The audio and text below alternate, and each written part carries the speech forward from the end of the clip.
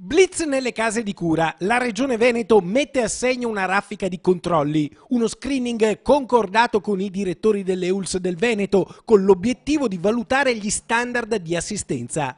Senza la volontà di essere persecutori nei confronti dei gestori, ma la volontà invece di fare un'altra cosa, di fare dei controlli a campione, una task force fatta di medici, di geriatri, insomma di persone esperte per ogni ULSS, e a campione andare a controllare i nostri anziani se sono curati bene, se gli alloggi sono degni di questo nome, se la pulizia c'è e quant'altro. Così è scattato il Blitz, sotto controllo un campione di 34 strutture, il 10% di quelle che ci sono in Veneto. 2 le case di cura dell'ULSS Ottoberica finite sotto la lente di ingrandimento della regione, Villa Serena di Valdagno e l'IPAB di Vicenza.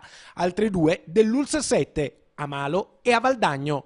Task force di medici hanno valutato le condizioni dei pazienti ed è emerso che la maggior parte degli istituti ha dei buoni standard di assistenza. La qualità c'è magari qualche realtà su 34 controllate, 7 hanno degli aspetti negativi, cercheremo di farli aggiustare, ma dire che sono lager, dire che sono strutture da chiudere, assolutamente no.